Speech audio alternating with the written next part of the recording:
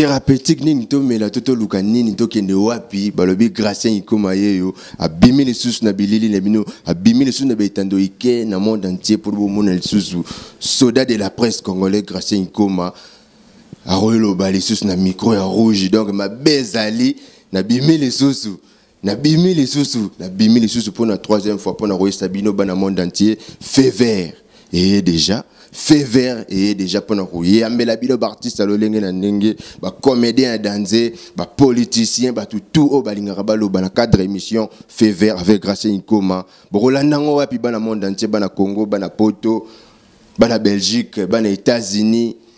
bana Canada Bolanda fait vert wapi nulle part ailleurs balobi na Vérité Universelle TV service traiteur de Seyaki Vérité Universelle TV pour nous préparer les binos ba journaliste à danger ba émission en danger fait vert avec Gracien Ikoma izawana pour nous pesa ba Vérité tout donc et on rosenga bana Poto bana Congo bana monde entier bo s'abonner massivement na Vérité Universelle TV pour nous zala toujours na temps na actualité pour nous zoa ba information na source ya propre ya danger donc bo s'abonner ka ebele donc minga koloba manga pasi o bandimela ka Gracien Ikoma o balinga vraiment émission fait vert désormais nulle part ailleurs Vérité Universelle TV na rolembate na rosenga appel ba s'abonner blogola bana poto logola ba maître John Simao donc mama Misha vraiment donc je sais là vraiment qui toko balobi moi c'est pembe moi c'est sans tache balobi migolo bata pembe ba ki misa bangungi na ndako mena biki mama Misha na poto ngungi ani troté donc ça vraiment plaisir sans oublier balobi mami Rosita na Paris na kata bobini superviseur Papi le Congo yende grand pote masolo ango donc ça la vraiment plaisir donc tout le rôle là RM Rigo Masiala na katia Autriche ba s'abonner massivement pour Rolanda fait vert avec Gracien Ikoma bo s'abonner massivement de na beta toujours c'était balobi mama Zozonzango Bobo Ikoma Pacho Latine juste des artistes peintres na katia Kinshasa mutaiko kanga bango sans oublier balobi des otaf mayambenda na katia Russie côté malili ya kitoko bo s'abonner massivement Pichu Ikoma mystère de l'Ouest bo s'abonner massivement famille Ikoma famille Viokolo respect. Eh bien merci Mbote Bandeko Balandi ya chaîne na biso ba chaîne eza moko partout dans le monde Vérité Universelle TV chaîne makasi ko pesa ba actualité ya peuple congolais peuple tous on a Kinshasa Gracien Ikoma toujours dans cadre émission na fait vert na esaki bango eza fait vert so fait vert e fungwami et télémaraté so ko tchelo yenge ba ko tamponner donc na cadre ko luka ba actualité ya peuple congolais makamunenge to le kanaka Congo yango na cadre émission fait vert chaîne à kitoko balobi Vérité Universelle wana to mona bongo ye moko boss des boss maître John 12e dame na kata Switzerland pembeni ya mama Misha balobi bon guérison car pas mama Misha hein toujours pembena boss et ça a vraiment plaisir les grands superviseurs Papi le Congo donc musala ngwango le baki ba soldat de la presse ba ko bunda toujours mbote na batu tout bazo pesa attention à kolanda émission merci pe na bato ba s'abonner chaque jour donc bo lembate surtout wana to ko betela ngo c'était bo s'abonner massivement na université hein Vérité Universelle TV chaîne à makasi ou ko pesa ba actualité merci beaucoup donc aujourd'hui on recevoir pour vous votre invité donc Oboyebi ope ba yebi ope ba moni mutasika ba comprendre que mwana mboka ne Viokolo mpongo ndeto zane na cadre émission fait vert ameka mpe ko panzela biso ndeni makomanzo leka mwana mboka ne Viokolo mbote mopanzi sango Gracien Ikoma boli mopanzi sango ya kafu boni santé kimia balongo zali na katsa bitumba tozali na katsa bitumba mais kimia zali Nikole belé mwana mboka obata mima na ba etando ike na ba lili na ba internet na biso ba ko lukaka ba ko monote mwana mboka ne Viokolo a ko lobate likambo za nini ba pesa ki biso 100 jours ba pesa biso 100 jours ekangaki ba mbongo ekangaki makambo nyonso yango moni handicapé biso na misala tout quoi yango moni tozelaki ti à ce que gouvernement ebima pour to meka sous ko continuer moi lit na biso to salaka na profit à tribu à la nation congolaise. Mais comment on a le mot Namboka ne viokolo, tout ça un peu analyse mouké Namboka na biso Congo, mon Namboka, aux gens qui ont tant moulaï, au l'équipe na internet té, au lobby té, donc bana poto bazalaki na besoin vraiment grâce à Ikuma, qui tawane pas mon Namboka ne viokolo, to kaepe, nini analyse na nini à propos changement ya président, les autres aussi président Fati, na habité ceux qui azalaki parmi ba président au contact qui ba diriger Mboka. Bon, compter, c'est trop dire. Bon, toute autorité vient de dire quoi. Bon, continuons sur où t'as pas ni pour mouiller mon co. Tout beau été à part ça, biso moko bato mon kilipé, to linga manipuler contre que j'ai pour politique, to ebi que ça j'ai à l'okuta, to ebi ango munyo so ebi ango honneur so za maele ebi que politique, ça j'ai à tricage. Donc, bon continue biso,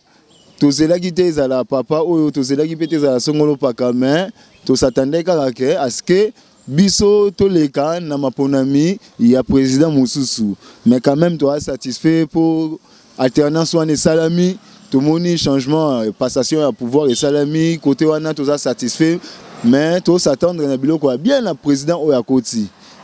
Tout ça dans le bien, mon amboka viokolo, ça a vraiment plaisir que vraiment le banakate émission fait vert avec Gracia Ikoma. N'a habité, mais analyse na le lot toujours président Sika déjà n'a habité à Oumel n'a belete mais tout comme on a betando ike marambo ko salama n'a habité na odo monika depuis président na biso à Vimboka on a maboko depuis bande sala ba changement na ekolonga ba ministre ko changement ministre le lot toujours gouvernement ya Sika donc yo mamuke muke le lot gouverneur de la ville azala qui changer n'a habité to banana na gouverneur de la ville, balongola qui vient biso kimbuta, avec kimbuta mbote ba plaza, alongwa ke et puis ba cheli biso gentini ngobila, na éviter réaction de cause. Mais normalement c'est important pour tant que tu continues le gouvernement à Sika, et ça sérieusement vraiment il faut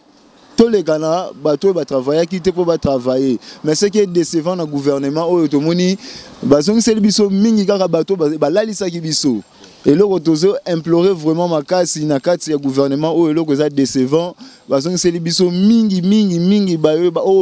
balali sa ki biso et là que ça moi passe na carte du gouvernement to sepe ya maponami to sepe le président Sika à côté to sepe le gouvernement Sika bimi mais et là que ça décevant parce que utiliser ka ba même pion au ba coucher ki biso. Alors, biso peuple congolais to komisko kobanga. Donc tout ça est sous vraiment la confiance té. Donc to comment taille la bango. Donc comme le roi si position moko boye, to e baso qui to continuer la même bêtise to utinango ou soit to kende liboso kongo évoluer, to zo e banon té pourquoi to zo garder ba même pion oyo ba travailler qui malgré ba décaler bango. Mais ce sont toujours les mêmes têtes. Mona o bazwa kitan ya okuyone biso bazongi sous na kati ya G peut-être peut-être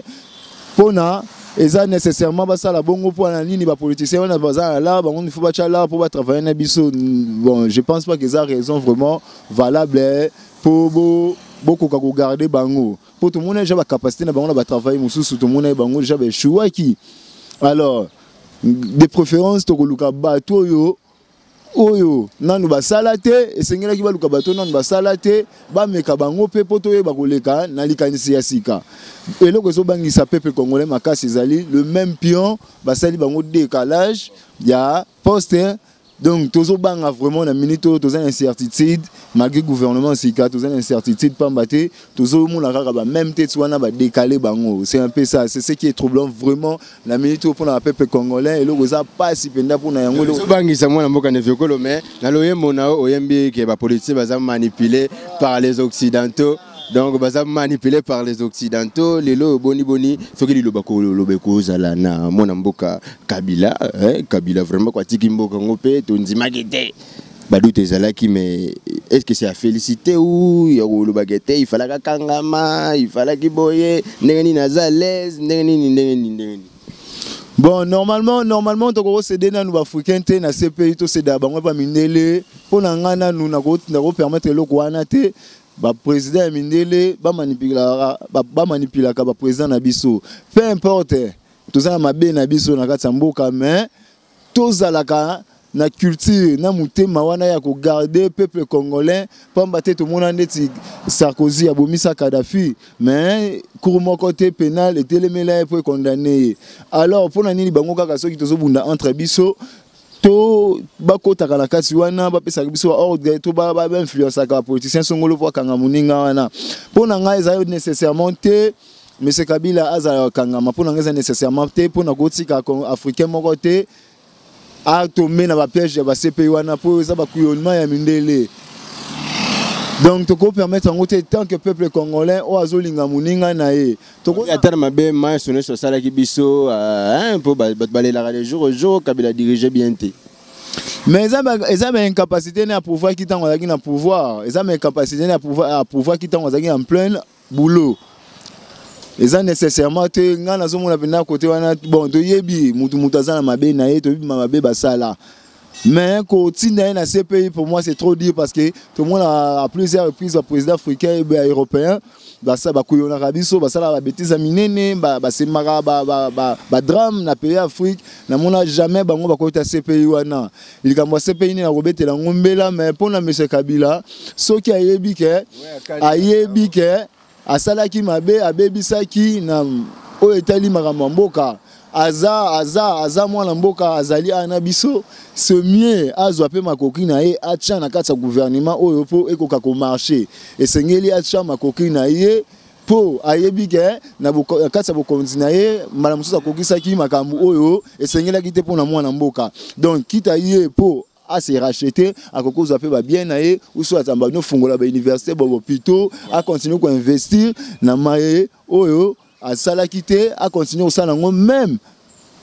après kotika pouvoir naé donc aza capable sous ya ko se racheter et ça nécessairement to lukato kangé na CPI soki ndenge nini pamba te azali moyindo lokola biso esengeli makambo na biso ya ndako to sala kango entre biso makambo na biso ndako tali biso to koswa na entre biso mais to kaba muninga moko te ya moyindo e pa mundele po alambe lokola loso na madesu simbate donc na bandi maloba mwana mboka ne viokolo komeli bino na baitando ike komeli bino na ndako bisika tu bozali na vraiment na ba lokola ba mama Misha Rosita na Paris na kata Bobini azolanda biso avec beaucoup d'attention pourquoi pas les grands superviseurs papi le Congo hein balobi famille Molongo et tout na kata Belgique give thank boko kama loba bien ya mwana ndeko mwana mboka ndeko viokolo donc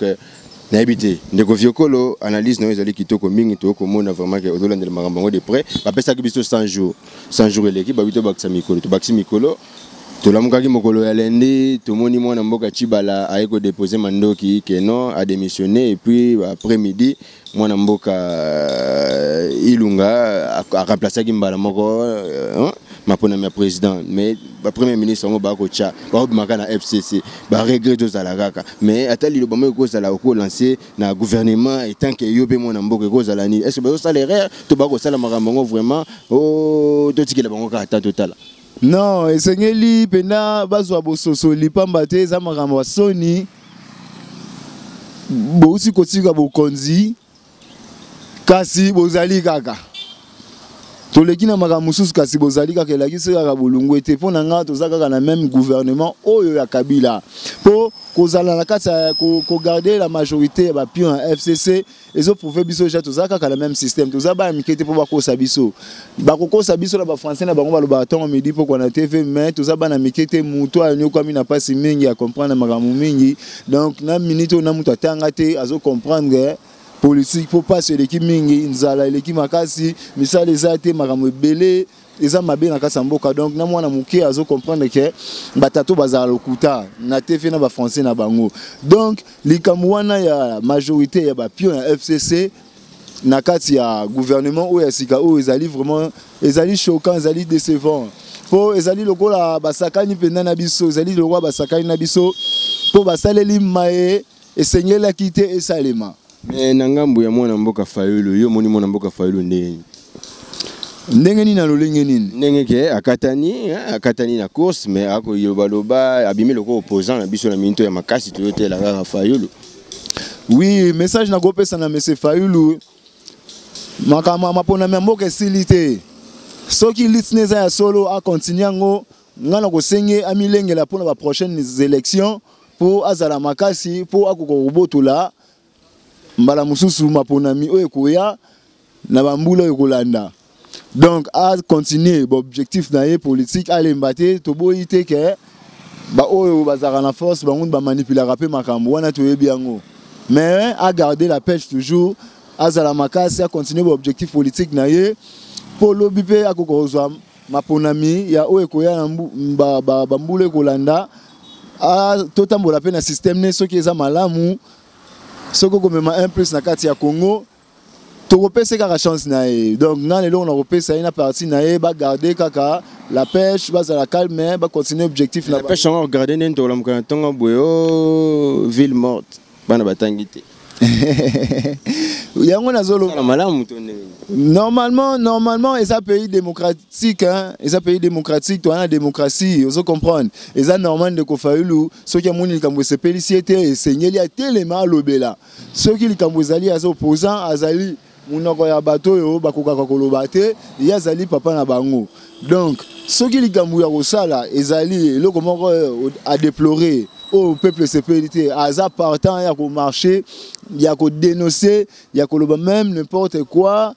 na likambo ezotambola malamu te donc eza nango mabe te ndeko faulu a marchaka soki amoni likambo ya mabe eza nango nécessaire eza vraiment nécessaire pour le peuple eza pays démocratique tout ça la démocratie et ça normal na kati ya pays za démocratie. OK, merci beaucoup mwana mboka Viokolo Mpongo na bandi ke bazo sepela maloba na et pas Gabriela Mavungu donc bisika zali bambota trop pourquoi pas na toute la famille Mavungu au bakolanda biso lelo na roboka na Gani Mavungu donc big dédicace à elle donc balobi bébé na biso vraiment ya swag. Mais moi, je suis dans le département de musique. Je suis musicien musicien reggae engagé dans le politique. Donc, je suis tout à mes musiques qui ont aussi le gouvernement changé. Au moment où je vais changer les ministres qui culture art. Mais musique n'a pas changé. Je beaucoup lancé appel pétac et musicien. Pour beaucoup la politicien va manipuler. Est-ce que manipulation est silité? Normalement, tous en a quatre systèmes, pourtant non to bimite, tous en a quatre systèmes. Tous au monde a politicien belé, bazo compter kaka, na ba politicien ya libanda européen américain. Tous comprendre en gros. Pour un nini ba politicien na biso non ba comme la mentalité te ya ko dépendre en soi-même. Et ça décevant, pas battre bakendaka, batangaka. Bakendaka pe bamboka mikili kuna bamindele babine batambolaka bazape na ba notion. Mais pourquoi que vous allez subalterne un peuple tous en a minéré, tous en a bien nion sur mokeli, tata mokeli appelle sabiso. Pourquoi cause la kaka subalterne ya mindele et le causa ils ont décédé par les politiciens africains, basés dans la mentalité, bazuna nous penda kilo wanate quoi, basu objectif ya utamula, na propre bien na bangote, basu utiliser main d'œuvre congolais, basu utiliser so bazana pour ça misali ça manamboka ba luka kaka étranger pour pas taxer bango cher, tandis que tous en ba architecte na biso tous en ba tubabi misala, basu exploiter bangote. Donc, comme l'état des droits, le président Fatou Abi état des droits au Isaïo te au tikeli yango Isaïo te. Batonga kamboka na maloba pamba te. Il faut misala ilo kamaloba. Batonga kamboka na maloba pamba te. Zate kwa lika état des droits au maman pe bozo sa ela ngote mais bozo le état des droits. Bozo sa bozo ba démocratie mais bozo sa la démocratie te moni. Wane comme ba biloba loba. Et comme n'importe quoi donc comme il aura prétexte c'est mon boué pour beaucoup sarabatu. Normalement état des droits et cause à la kakate ya maloba. Il faut payer ezala en œuvre. Il faut ezala en œuvre. Au moins on a babilili que nous pas ngombe ba botoli ba ezongi. Pardon? Nous pas ngombe ba botoli ba ezongi. Normalement biloko ane sale makanango biloko sale makanango boyebi na Congo to survivre te mais et to vivre te mais salaire impayé ba 10 impayé ba papa na biso ba fonctionnaire ba ndeko na biso ya lac surtout lac tolo be la société lac j'ai mis en liquidation et côté ka ba palais na ba limité wana ba papa na biso ba salaki wana ba zala ba 10 ans impayé ba mbongo na bango lelo ba ko bimisa bango ba déguerpissement lokola ba nyama o mona ke bango ka ezo silate na ebité lelo to mona ki ba combattre banda ko finga gouvernement Kabila ba ko finga balinga ki changement bazui changement mona mboka Viokolo mais bazui ce changement mais total ndeko na biso bokechu ye wana za ko finga lisusu ndeko fati mais ba sepelité balingi ni na fait sopeli loba moko ozui na cadre o ya lobelo question liboso pe osuka na question o ya ba combattant hein baza ko finga gouvernement Kabila gouvernement fati pe ba ko finga parce que ba sepelité normalement tant que j'ai le fait au finga déjà donc il a dit déjà que ba o ba sepeli donc il a dit déjà que mes ententes des alliés les en a partout bazo tirer profit na partout bazo tirer profiter ba o bazo zota finga c'est que bazo mona profit na bango te na kati ya makambo wana omoni bande ko na biso pe ba combattant tant ba tele maka chaque fois pour ba lo balika moko songolo po ba fanda bafanda pe kuna bazota l'évolution à chaque fois tant bayaka bakendaka bazomona mboka na biso ezolala toujours et pas ba continuer biso bayaka bakendaka kuna tango midi pourquoi bazo sala le côté donc bazomona ndenge ba pays étranger bazo évoluer na ba propre effort na bango mais biso tozokoka ko évoluer na propre effort na biso te système politique na biso za toujours manipulé yango moni ke bandeko ba diaspora na biso bazwaka toujours temps ya ko landela ba info balobaka même makamususu eza na tina ezate bazolo ba bêtement mais eloko na esala nga pas si souvent tant ba finga nga batanga ba kombo batu eloko eza moi choquant yango wana mais de préférence na ko préférer balobaka de vérité la place ba finga ka ko finga eza moi trop dire tu vois tous ba responsable tous ba toupé tous na réputation donc eza vraiment condamnable à la justice ko salir mutu na propre kombo na e vaut mieux reprocher na likambu oyo asali banini mabeto malamu utalisiye mais kofinga c'est trop dire mais bande ko na biso ba combattre baza totalement na raison ya ko telemela makambu oyo bazomo nezota mola bien te soki bazalaki kokumisa Tshisekedi ezalaki pamba te bayebaki te que soki Tshisekedi akomi na pouvoir président Fachi pardon soki bayebaki te que papa Félix Tshisekedi président de la République les lois comme la pouvoir banga batambola na ba système oyo soki bazolo babongo bazotela mabongo poni bamoni que ah to changer gouvernement asika mais pourquoi le makambo zo changer te tozaka la même pion wana tozo travailler la même pion wana tandis que tozana pe ya bato mususu baza mayele bakoko ta musape bazana ba projet na bango na ba projet bato batika ki bakisaki te o bazaki na bokonzi liboso bakoko sengisango fo ba memango liboso bamoni que ah makambo ngo misusu yemele donc yango moni que bande ko ya diaspora ba sepeli te pa moni que manipulation ça na kasa gouvernement asika yango moni bazo implorer toujours yango moni bande ko bazolala te bazotelema makambo wana soki ça ki kawana te onga mona bande ko e ba diaspora la biso banga bazala calme donc pour nanga eloko zo déranger bango za penda likambo wana. OK, merci beaucoup mon aveugle tout qui est déjà vers la fin de notre émission le fait vert de revenir tout sur son actualité musicale mais côté musique tout monde bango là. Bon, normalement, tout là, qui n'est pas 100 jours, on a un programme na bango. Il y a 100 jours, on a un programme na bango, mais inspiration, 100 jours. Oui, mon bandit sangoboli, inspiration, et Zouagalango 100 jours. Biso, tu continues à s'inspirer, tout ça, toujours dans le travail, tout ça, en plein studio, tout ça, déjà dans studio. Tu as la titre, mais pour tous les politiciens manipulés, tu as dit titre belé, titre ma casse, tu as causé la midi. Tu as la vie à Kinshasa et à Touro, hein? Tu as à Touro la vie à Kinshasa. Donc la vie à Kinshasa et le Babylone qu'on est ici. Unissons nos forces pour évoluer. C'est l'unique solution pour prospérer. Unissons nos forces pour évoluer. C'est l'unique solution pour préférer. Yaman. La vie à Kinshasa c'est comme un match de ping-pong face à quiconque. Yes man. Bah moi je serai à Biloko wana. Nakati. Bogoyo ka Biloko wana ndeti. Ouais, bah, la vie à Kinshasa, c'est comme un match de ping-pong. Ping-pong, donc ping-pong à Bétango, la vie à Kinshasa, c'est comme un match de ping-pong. Face à quiconque, j'irai mollo là-bas.